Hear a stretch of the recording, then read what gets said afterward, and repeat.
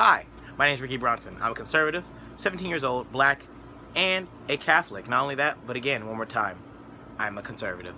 I know it's very rare, black conservatives who are 17 years old, who know a lot about politics. It's very rare, but guess what? I'm here to save the day.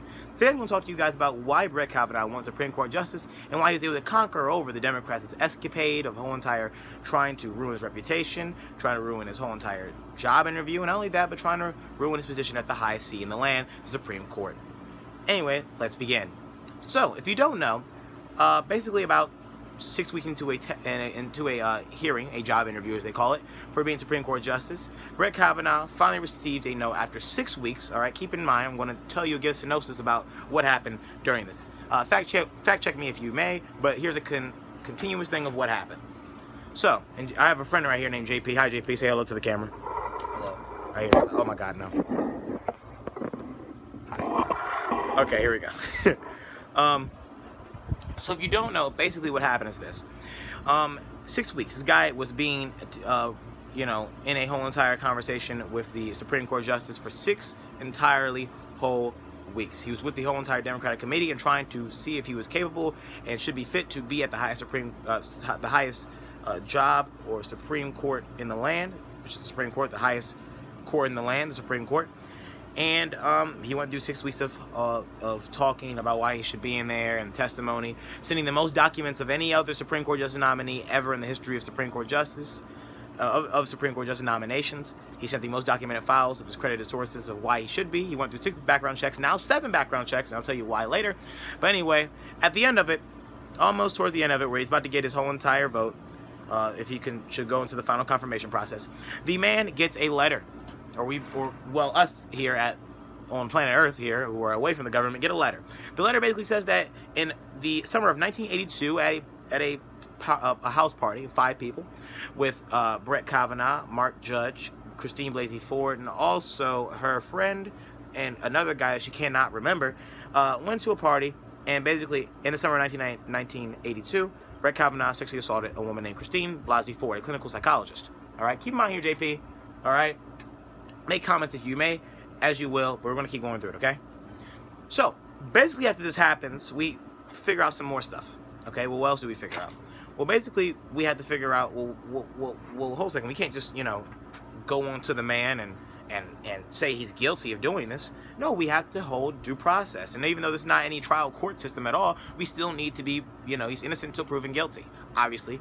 In the public media's eyes and in the whole entire judicial court, and not even the judicial court, but even it should be even at this testimony that he should be innocent until proven guilty. So we should treat this man like he's innocent until he is proven guilty, and we just give him the facts and evidence as it is, right? Well, that's not how it goes. Basically, after this happens, we have to ask some questions to Christine Blasey Ford, some questions that were asked, and we have to figure out what happened. Well, what she said was that on the night of the night with the party, basically her friend, like I told you before, and all these other people, 5 people basically, they go upstairs. Well, Christine Blasey Ford goes upstairs. She goes upstairs, she goes into a bathroom. She says someone pushed her. She doesn't know who, but the media, the more so the liberal media, keep saying it was Brett Kavanaugh who pushed her in the room. I heard a lot of people say that, CBS, NBC, MSNBC, a lot of other people. And they come out and say, oh, well, he pushed her. He pushed her into the room. Well, she clearly said that she doesn't even remember who pushed her in the room. Basically what happened was she said that she got on the bed. Brett Kavanaugh threw her on a bed. He got on top of her. He was inebriated, very drunk. He rubbed his groin up against her. Not rape, sexual assault. And basically what happened was is that she was able to fall. Yeah, well, he fell off of her, inebriated as he was, and she ran out the room. Ran very fast. Not only like that, but she ran out of the room very fast. And after she ran out the room very fast, sorry for the wind, guys. Sorry for the wind. A lot of wind. Basically after this happened, she said that she went in and went to the bathroom. She went to the bathroom, and after she went to the bathroom, she was very scared for her life. She locked the door, waited for Brett Kavanaugh and Mark Judge to leave as she heard them walk down the hallway as they were laughing, ran downstairs, said she left the party. That's all she can remember. Now, obviously, we have to ask some questions, folks. There are questions that need to be asked. So the first question we were asking her was very, not time, dates, and things like that, but just more visual cues. What happened that day? So we asked her some questions. Do you remember the surroundings of where it looked like, how the party looked, visual cues, things like that? She said she can't remember. Okay, again, we're not judging you yet, but okay, we're going to use what you've been said to be sexually assaulted as a mental incapacity for you to remember anything, and we're going to hold you to that regard. Okay, so then we ask her, How old were you? She was 15. How old was Brett Kavanaugh? 17. Okay. Well, obviously someone drove you to the party. Am I correct? Yes. Who drove you to the party? I can't remember. Who drove you away from the party? I can't remember. Okay. Well, the next question is, well, what happened to your best friend? Obviously, there's 5 people at this party. You have 3 of them that go upstairs into a room to actually sexually assault you. The other 2 people are downstairs. Not one of them ever tries to say what happened to her. There's 2 of us down here. I mean, I'm pretty sure in a party of 5, JP, don't people, you know, usually witness when like over like less than half of the party or more than half of the party leaves? Of course. Exactly. So that was only 2 people. Nobody ever wonders. But okay, so nobody ever wonders. So then we get into some other questions, some other things that we need to wonder. Well, some other things we need to wonder is, well, she can't remember. She can't remember that? Okay. Well, some other things we need to wonder are some things like, okay, well, do you know about your 3 witnesses? She gives 3 witnesses. Hopefully they can corroborate her story and say that what she's saying is true. Well, guess what? That's not true at all, because after this, 3 of her witnesses don't even say the truth. Actually, they do say the truth. They say they can't remember. They can't remember what happened. They don't even know what happened.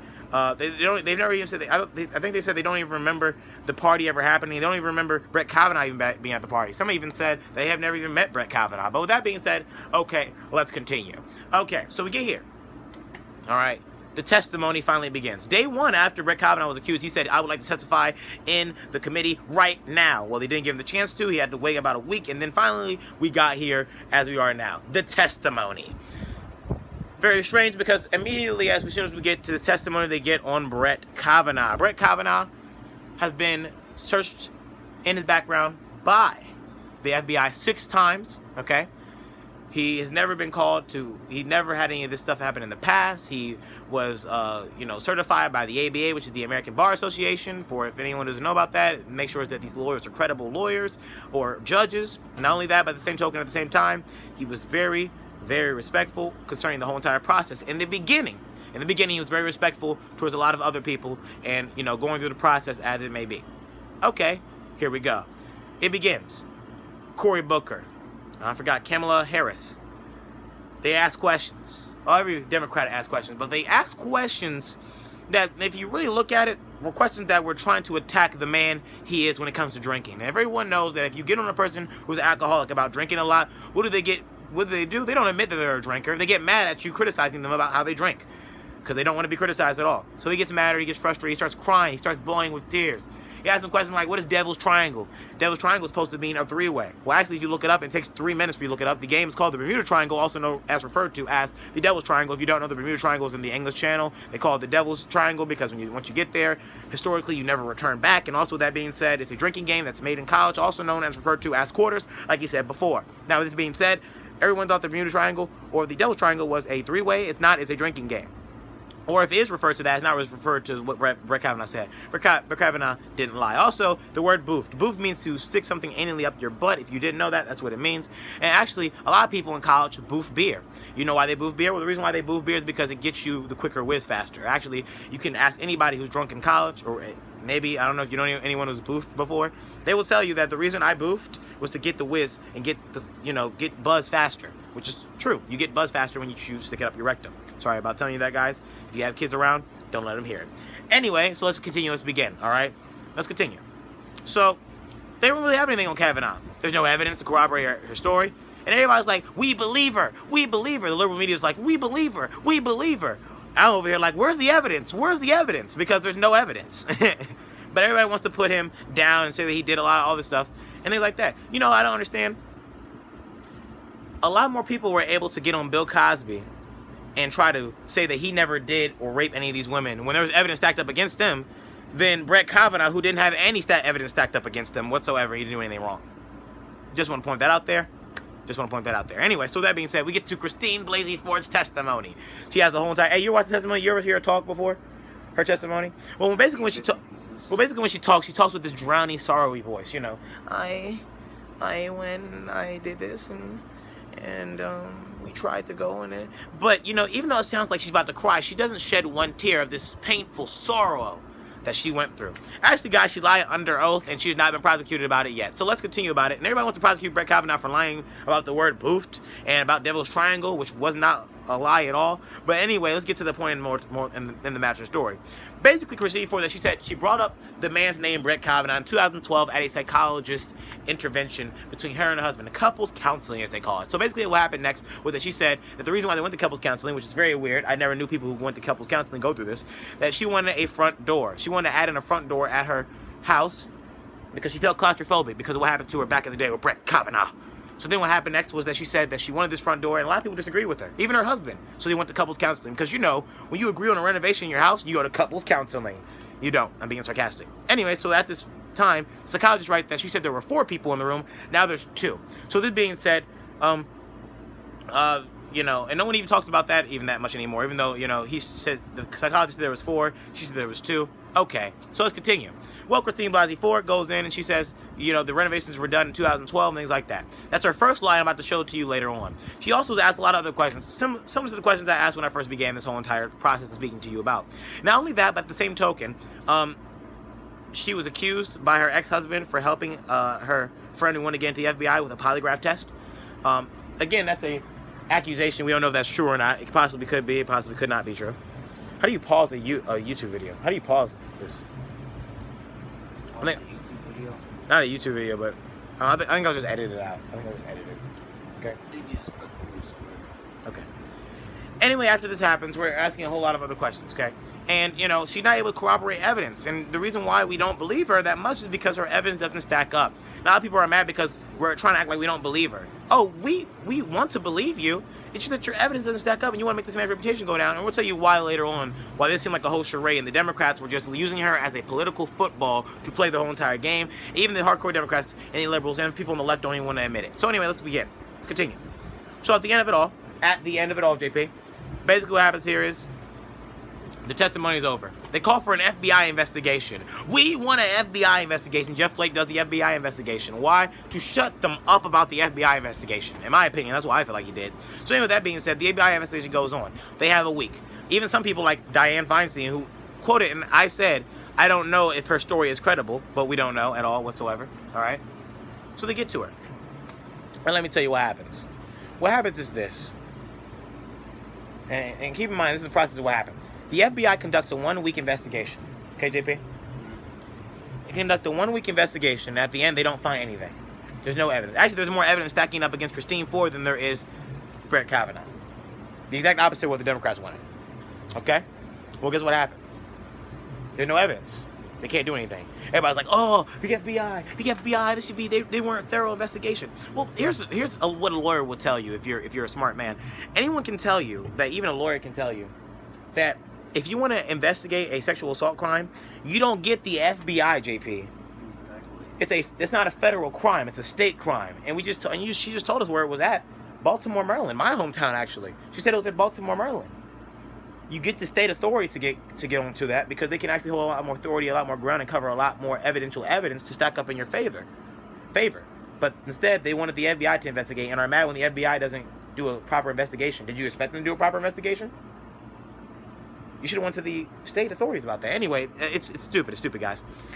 Anyway, they go on and on and on. There's no evidence to stack up a corroboration. Nothing ever happens. And then at the end of the day, we find out that Brett Kavanaugh becomes Supreme Court Justice at a 50 vote, at a 50 to a 40, a 50 was it 50 to 48, 50 to 49? I think it's 50 to 48 vote. To a 50 to 48 vote, a 50 to 48 vote, and basically there's nothing. There can't be challenged. It's 50 to 48 vote, nothing ever happens. So anyway, at the end of the day, basically what happens is Brett Kavanaugh becomes Supreme Court Justice because there's no evidence to corroborate her story about her being sexually assaulted by Brett Kavanaugh. I believe she did get sexually assaulted, but not by Brett Kavanaugh. Then also we have Demetria Ramirez. Demetria Ramirez said that he, pulled out something in her face, hit her in the face with it, or not hit her in the face with it.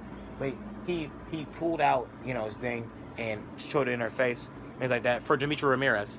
And Demetria Ramirez, well, they were asked, well, can you testify, to the FBI? She says no. I will not testify to the FBI. Okay. She says I don't want to testify to the FBI. I don't want to testify to them at all. Okay.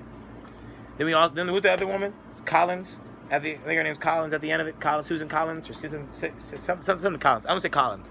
Collins, the one who said that he was in a gang rape cult for 2 years. First question is, if there was a gang rape cult for 2 years, why has no one ever said anything about it? It's a public environment, public place. No one ever said this for 2 years. Second of all, if you know this stuff is happening for 2 years, why do you continue to go to every single party for 2 years? I don't know that either, guys. And she didn't even testify. And we're over here like, oh my God. Meanwhile, the liberal media is like, we gotta get him. We gotta get him. His character. He's mad. I mean, well, I don't know. Maybe if there's no evidence stack up against me. It's supposed to be a job interview. There's a woman who came out after the 6 weeks of a confirmation hearing to tell me if I was supposed to be a Supreme Court justice or not. Maybe after all this, and with my kids and my wife in the background, maybe I wouldn't cry. Maybe I wouldn't get mad. Maybe I'd just stand my ground and be a man. No. I think I would cry. And I think I would get flustered, and I would get pissed off, because they're asking me questions that have nothing to do with what is happening at the end of the day. She has no evidence whatsoever. It is not stacked up and against her favor. If this was a liberal and the Democrats were on the side, they would be all over her like white on rice and defending her so much, so much. Even if the evidence stacked in her against her. If Brett Kavanaugh was a liberal, and they had Obama back in there, and they had the characteristics of him, and nothing happened, and he had evidence stacked up against him, Brett Kavanaugh, the liberals would have protected her. And guess what happened? Right after Brett Kavanaugh got sworn as Supreme Court Justice, guess what happened? Not Demetri Ramirez, but Christine Blasey Ford cut off and said, I'm not even going to touch the case anymore. We're done. What does that tell you, guys? What does that tell you? It's a sad time we're living here. And now, because of that, November 6th, the Republicans are going to go to the polls. Democrats really wanted the liberals and their whole entire party base to go to the polls. But guess who's really going to come to the polls? The Republican Party. We're going to get it done, guys. And guess what? We got a Supreme Court justice that I'm glad to say that I really like him. I like his character. I love his character. I love the dude. He's a constitutionalist. I like the dude. I like him as Supreme Court justice. He's not uncredible as that. He went through 7 FBI investigations now after the FBI investigation that the Democrats wanted that they just didn't like. And we're done here now. We're done. There's no evidence to stack up our thing. And yet people are still bitching and complaining about what just happened. What just happened was a case in which someone didn't have evidence of how a process should go. Someone doesn't have evidence. Someone doesn't stack it up.